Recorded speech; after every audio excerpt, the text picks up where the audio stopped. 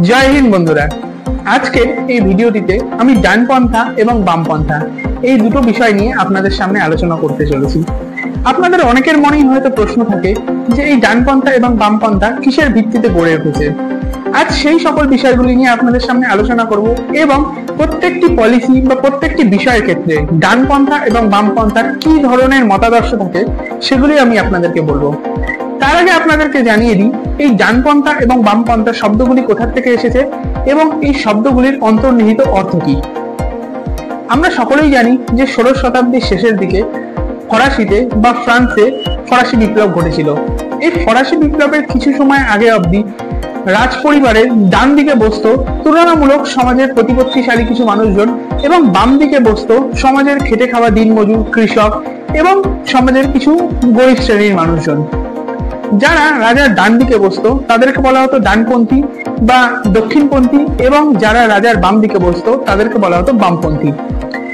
যারা ডান দিকে বসতো বা যারা দক্ষিণ দিকে বসতো তাদের মতবাদটা সাধারণত এরকম ছিল, তাদের দাবিগুলো এরকম ছিল যে তারা গণতন্ত্রের বিরুদ্ধে ছিল, তারা চাইতো রাজার শাসন, তারা রাজতন্ত্রের পক্ষে ছিল, তারা সমানাধিকারের বিরুদ্ধে ছিল, তারা চাইতো যেন বিচার ব্যবস্থা এবং রাষ্ট্র ব্যবস্থায় ধর্মের পুরোপুরি অধিকার থাকে।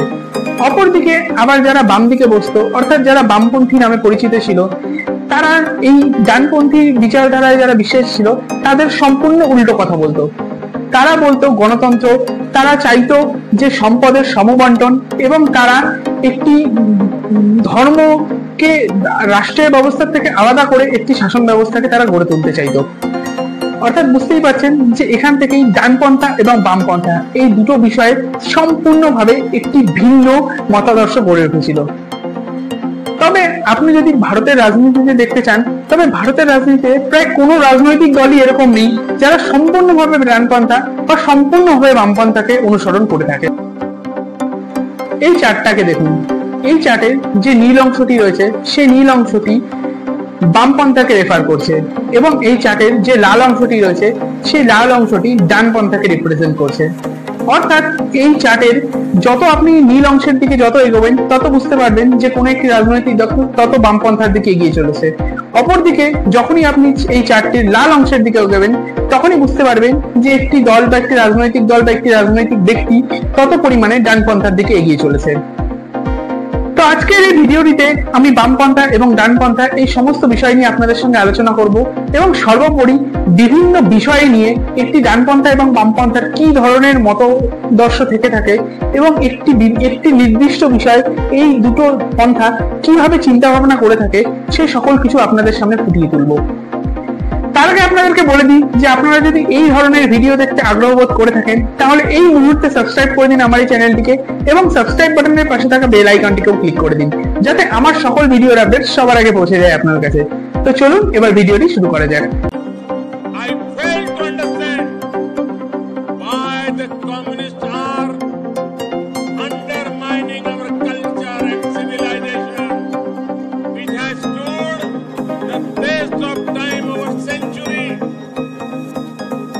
নরেন্দ্র মোদী অনেক কথা আছে, ওকে দাঙ্গা টাঙ্গা তুলনা করছে আমাদের সঙ্গে।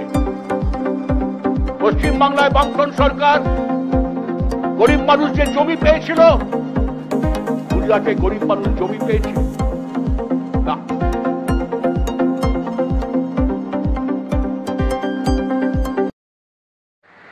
আপনারা কি চারটা দেখে বলতে পারবেন যে নেতাজি সুভাষচন্দ্র বসু, মাস্টারদা সূর্য সেন, ভগৎ সিং, মহাত্মা গান্ধী এবং বাংলার বাঘ আশুতোষ মুখোপাধ্যায়ের ছেলে শ্যামাপ্রসাদ মুখোপাধ্যায় কোন ধরনের পন্থায় বিশ্বাসী ছিলেন?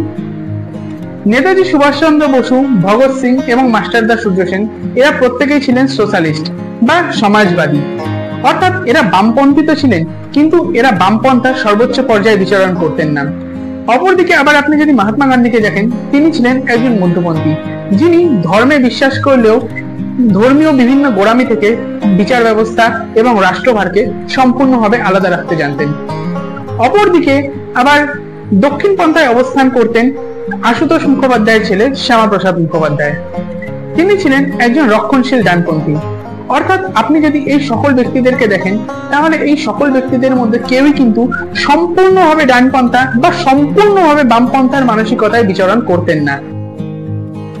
তবে আপনারা যদি এখন আমাকে প্রশ্ন করেন যে ডানপন্থা বেশি ভালো নাকি বামপন্থা, তবে আমি বলবো যে কোন পন্থা বেশি ভালো সেটা জানার আগে বিভিন্ন বিষয় এই দুটো পন্থার যে বিভিন্ন ধরনের মত রয়েছে সেই মতগুলি আগে আপনারা জেনে নিন, এবং এই একটি নির্দিষ্ট বিষয় এই দুটো পন্থারই যে আলাদা আলাদা মত রয়েছে সেই মতগুলো জানার পরেই আপনারা নিজেদের বুদ্ধি দিয়ে বিবেচনা করুন এবং নিজেরা একটি মত তৈরি করুন যে কোন পন্থা বেশি ভালো, ডানপন্থা নাকি বামপন্থা।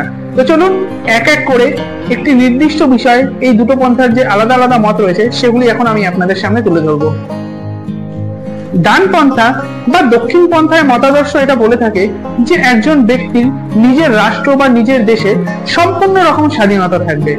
অপরদিকে আবার বামপন্থী মতাদর্শ এটা মনে করে যে একজন ব্যক্তির উপরে রাষ্ট্র বা দেশের নিয়ন্ত্রণ থাকবে।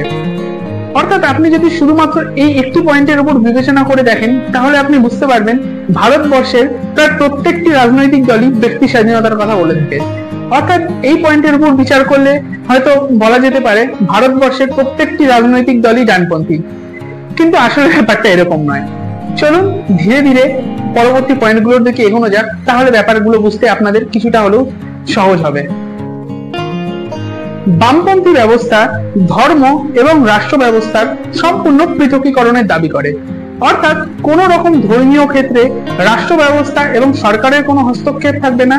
অপরদিকে আবার কোন রকম দেশের শাসনভার, রাষ্ট্র ব্যবস্থা এবং রাজনীতিতে ধর্মের কোনো প্রাধান্য থাকবে না।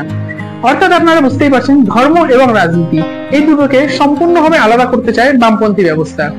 অপরদিকে আবার দক্ষিণপন্থী বা ডানপন্থী মতাদর্শ এটা মনে করে যে দেশের রাষ্ট্রভার বা দেশের শাসনভার বা সরকারের ওপর ধর্মীয় কোনো প্রভাব থাকলেও থাকতে পারে, বা এই ধর্মীয় প্রভাবকে দক্ষিণপন্থী ব্যবস্থা রাষ্ট্র ব্যবস্থার উপরে সমর্থন করে বলেও বলা যেতে পারে।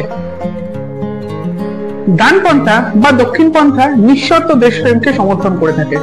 অর্থাৎ কোনো একজন ব্যক্তি যেই দেশে জন্মেছেন সেই দেশের মাতৃভূমির প্রতি তার সম্পূর্ণ রকম সমর্পণ হওয়াটা আবশ্যক, এটা ডানপন্থী মতাদর্শ বিশ্বাস করে থাকে। অপরদিকে আবার বামপন্থী মতাদর্শ বৈজ্ঞানিক দেশপ্রেমের কথা বলে। অর্থাৎ একজন ব্যক্তি যেই দেশে জন্মেছে যদি সেই দেশের সরকার তার জীবনযাপনের মানোন্নয়ন ঘটাতে পারে এবং তাকে সম্পূর্ণ রকম সুরক্ষা দিতে পারে তবেই সেই ব্যক্তি দেশপ্রেম করতে বাধ্য থাকবে, নতুবা নয়। বামপন্থী ব্যবস্থা বিভিন্ন ধরনের বেসরকারি সংস্থার উপরে সরকারি নিয়ন্ত্রণের দাবি করে থাকে, যাতে মালিকের স্বার্থের আড়ালে কিছুতেই শ্রমিকদের স্বার্থ হারিয়ে না যায়। পশ্চিমবঙ্গে 34 বছরের বামফ্রন্টের শাসন আমলে বিভিন্ন ধরনের ধর্মঘট এবং শ্রমিক হরতাল বামপন্থার এই নীতিরই ফল। অপরদিকে এই নীতির আরো একটি উদাহরণ হলো যে বহু জাতের খুচরো ব্যবসায়ী মেট্রো ক্যাশ এন্ড ক্যারি বা যাকে আপনি সুপার মার্কেটের সঙ্গেও তুলনা করতে পারেন, তারা সবার প্রথমে ব্যবসা করতে এসেছিল আমাদের রাজ্যের রাজধানী কলকাতাতে। সেইখানে তাদের উপরে তৎকালীন বামফ্রন্ট সরকার বেনজির শর্ত আরোপ করে মিনিমাম 1000 টাকার শপিংকে বাধ্যতামূলক করেছিল, এবং যার ফলেই পাড়ার একটি মুদি দোকান এবং বড় বড় সুপার মার্কেট একই সঙ্গে ব্যবসা করতে পেরেছিল সেই সময়। অপরদিকে আবার ডানপন্থা সম্পূর্ণভাবে মুক্ত বাণিজ্যের কথা বলে থাকে। তারা সম্পূর্ণ রকম স্বাধীনতা দিতে চায় সম্পূর্ণ রকম বেসরকারি সংস্থাগুলিকে, যাতে তারা সম্পূর্ণভাবে নিজেদের প্রগতিকে সুনিশ্চিত করতে পারে এবং এই স্বাধীনতার কাজে লাগিয়ে তারা নিজেদের উৎপাদনকেও আরো প্রচুর মাত্রায় বাড়িয়ে নিয়ে যেতে পারে। বামপন্থী ব্যবস্থা পিছিয়ে পড়া মানুষকে অনুদান এবং ভাতার মাধ্যমে মূল স্রোতে ফিরিয়ে আনাতে বিশ্বাস করে থাকে। অপরদিকে আবার ডানপন্থী ব্যবস্থা অনুদান, ভাতা, প্রকল্প এইসবে বিশ্বাস করে না। কিন্তু আপনি যদি ভারতের রাজনীতি দেখেন তাহলে এখন প্রায় ভারতের সবকটি রাজনৈতিক দলই অনুদান, ভাতা এবং প্রকল্প ভিত্তিক রাজনীতি করতে বেশ স্বচ্ছন্দবোধী করে থাকেন। বামপন্থী ব্যবস্থা উদ্বাস্তু অনুপ্রবেশকে সমর্থন করে, কিন্তু ডানপন্থী ব্যবস্থা উদ্বাস্তু অনুপ্রবেশকে সমর্থন করে না।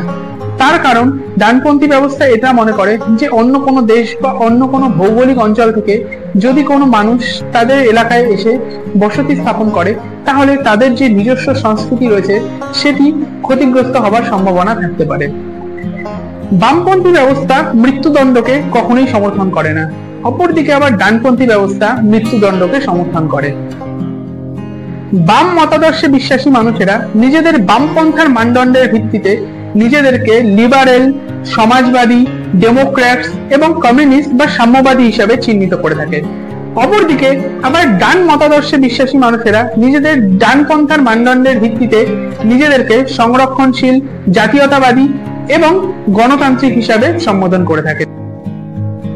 ভারতের রাজনীতিতে সম্পূর্ণ ডানপন্থা এবং সম্পূর্ণ বামপন্থার ক্রাইটেরিয়া হয়তো কোনো রাজনৈতিক দলগুলি পালন করে না, কিন্তু তাও বেশ কিছু শর্তে এবং সর্বোপরি আলোচনার ভিত্তিতে যদি ভারতের রাজনৈতিক দলগুলোকে ডানপন্থা এবং বামপন্থায় বিভক্ত করা হয় তবে তা হবে কিছুটা এইরকম। বামপন্থীর তালিকায় কম বামপন্থী থেকে বেশি বামপন্থীর তালিকায় রয়েছে সবার প্রথমে কংগ্রেস এবং তৃণমূল কংগ্রেস, এবং এদের চেয়ে বেশি কিছুটা বামপন্থী দল হিসেবে পরিচিত আমাদের দেশের আম আদমি পার্টি, এবং এদের চেয়ে সকলের চেয়ে বেশি বামপন্থী ক্রাইটেরিয়া পূর্ণ করে আমাদের দেশের কমিউনিস্ট দলগুলো, যারা প্রত্যেকেই খাতায় কলমে নিজেদেরকে একটি বামপন্থী দল হিসাবে দাঁড়িয়ে থাকে। এর পাশাপাশি আবার ডানপন্থীর তালিকায় কম ডানপন্থী থেকে বেশি ডানপন্থীর তালিকায় রয়েছে বিজেপি, এবং বিজেপির চেয়ে বেশি ডানপন্থী দল হিসেবে আমাদের দেশে রয়েছে আরএসএস এবং শিবসেনা, এবং অত্যন্ত ডানপন্থায় বিশ্বাসী দল আমাদের ভারতবর্ষে রয়েছে এআইএমআইএম, যেটি একটি মুসলিম দল এবং যারা নিজেদেরকে মুসলিম রাজনীতির ধারক এবং বাহক হিসাবে মনে করে থাকে। ভারতের রাজনীতিতে বামপন্থার শীর্ষে থাকা কমিউনিস্ট আদর্শের প্রতিনিধি হিসাবেও বেশ কয়েকটি কমিউনিস্ট দল ভারতের মাটিতে বিদ্যমান, যেরকম সিপিআইএম, সিপিআই, এসইউসিআই এবং সিপিআইএমএল। এই প্রত্যেকটি কমিউনিস্ট দলগুলির মধ্যে বর্তমানে একমাত্র সিপিআইএমই জাতীয় রাজনৈতিক তকমাকে ধরে রাখতে পেরেছে। তো আজকের এই ভিডিওতে আমি মতাদর্শের ভিত্তিতে ডানপন্থা এবং বামপন্থাকে আপনাদের সামনে উপস্থাপনা করার চেষ্টা করেছি। আশা করি আমি আপনাদেরকে বোঝাতে সক্ষম হয়েছি। এবার নিজেদের বিচার বুদ্ধি বিবেচনাকে কাজে লাগিয়ে নিজেদের মতামত নিজেরা তৈরি করুন। তবে আপনারা যদি আমাকে জিজ্ঞাসা করেন যে ডানপন্থা বেশি ভালো নাকি বামপন্থা, তবে এই প্রশ্নের উত্তরে আমি বলবো যে কোন পন্থা বেশি ভালো সেটা আমি বলতে না পারলেও আমি এটা বলতে পারি যে মাত্রাতিরিক্ত ডানপন্থা এবং মাত্রাতিরিক্ত বামপন্থা কোনোটাই ভালো না। কারণ মাত্রাতিরিক্ত ডানপন্থা সর্বদাই স্বৈরাচার এবং একনায়কতন্ত্রকে ডেকে আনে, এবং মাত্রাতিরিক্ত বামপন্থা সর্বদাই নৈরাজ্যবাদকে ডেকে আনে। স্বৈরাচার এবং একনায়কতন্ত্রের উদাহরণ তো আমরা সকলেই জানি, তবে নৈরাজ্যবাদের সবচেয়ে একটি ভালো উদাহরণ হলো সম্প্রতি কিছু সময় ঘটে যাওয়া আগে বাংলাদেশের উদাহরণ, যেখানে একটি আন্দোলনের ফলে উৎপন্ন বিপ্লবের জন্য যখন শাসককে ক্ষমতা থেকে সরে যেতে হয়, সেই সময় সেই শাসনভারে কেউ না থাকার কারণে একটি চরম বিশৃঙ্খলতা তৈরি হওয়া, আইন শৃঙ্খলা লাটে উঠে যাওয়া, এই সকল ঘটনা নৈরাজ্যবাদের একটি আদর্শ উদাহরণ। আজকের এই ভিডিওটি কেমন লাগলো আমাকে কমেন্ট করে অবশ্যই জানাবেন। যদি ভালো লাগে একটি লাইক অবশ্যই করে দেবেন, এবং এই ভিডিওটি যদি আপনাদের গুরুত্বপূর্ণ বলে মনে হয় এবং আপনি আপনাদের আশেপাশের লোকেদেরকেও যারা ডানপন্থা এবং বামপন্থা নিয়ে কনফিউশনে রয়েছেন তাদেরকেও আপনি এই ভিডিওটি তাদের মধ্যে ছড়িয়ে দেবেন, এটা আমি আশা করছি।